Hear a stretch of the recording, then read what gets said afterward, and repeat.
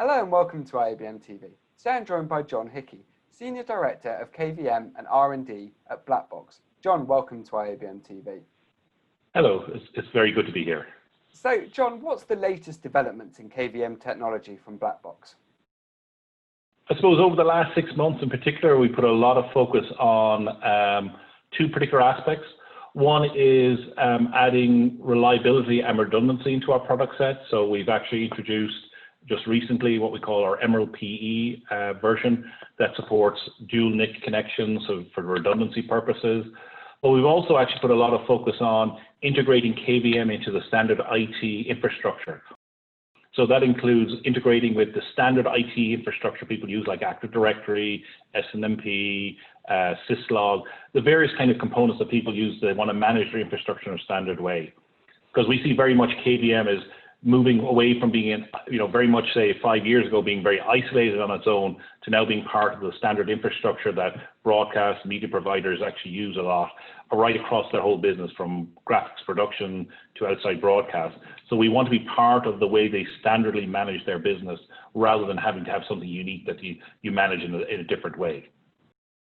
And so, John, how can KVM technology help broadcasters to migrate to IP-based content distribution infrastructures?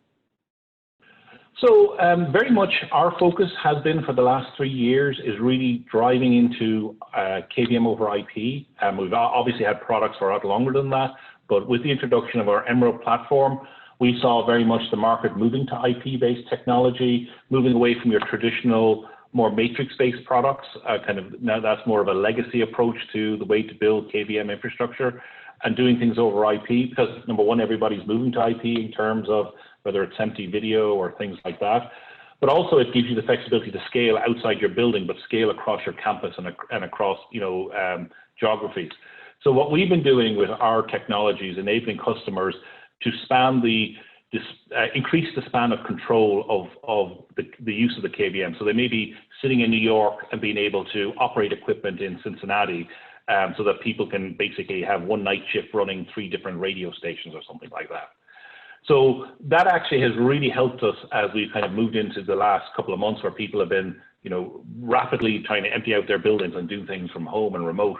A lot of our technology, because of the focus on very advanced compression to allow you to take our KVM technology and run it over, broadband connections, internet connections, or allow you to control things in OB trucks or outside broadcast trucks so you don't have to have as many people inside the truck for social distancing reasons that you can actually use our technology. And also with our remote app, which is basically like essentially a software receiver, something you put on your laptop that allows you to connect into your KVM infrastructure from home over a VPN in a very simple way and a very secure way. So that's what we've been kind of doing a lot with our KVM technology. As people migrate to IP, we can then start doing things that are IP-centric, like this remote access over VPNs into our infrastructure, or going over standard IP networks as people want to span working from home. They can take a receiver home, or they can take a remote app home and basically be able to connect over IP networks from home. Mm-hmm. And so, John, virtualized server infrastructures help more and more broadcasters to save money and react more flexibly on changing market needs. How does KVM technology help with this?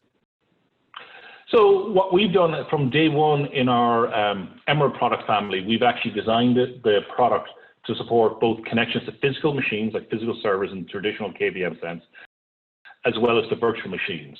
So that's basically from the same receiver, you can connect to a physical machine or virtual machine, so that as people then migrate services from a physical machine to a virtual service, they don't need to change the work area that a user's at. And particularly, so they could have one day could be a physical asset, and then they migrate into a virtual machine. From the user's perspective, it's just a service they're touching, reaching out and touching. But also then what we allow them to do is, because we can support both types of connections, whether to a physical machine or a virtual machine, from all our receivers, be it a physical hardware-based receiver or a remote app, you basically don't have to have 2 ways of accessing the system. You can connect to stuff you need the physical machine, like maybe an EVS replay server, or you could look into a virtual machine if you set something up for a rendering job out of the same kind of workflow. So we actually make it from day one, we try and support that connections to it, and we try and stay with the the models that a lot of the different broadcasters are migrating towards, whether it's in VMware or using Microsoft technology or using AWS or some of the more cloud-based technology you see people increasingly experimenting with. Okay, well, John, thank you very much for joining us today. All right, thank you very much. I very much appreciate the opportunity to talk to you. You can find out more about everything we've discussed with John today at blackbox.com/emerald.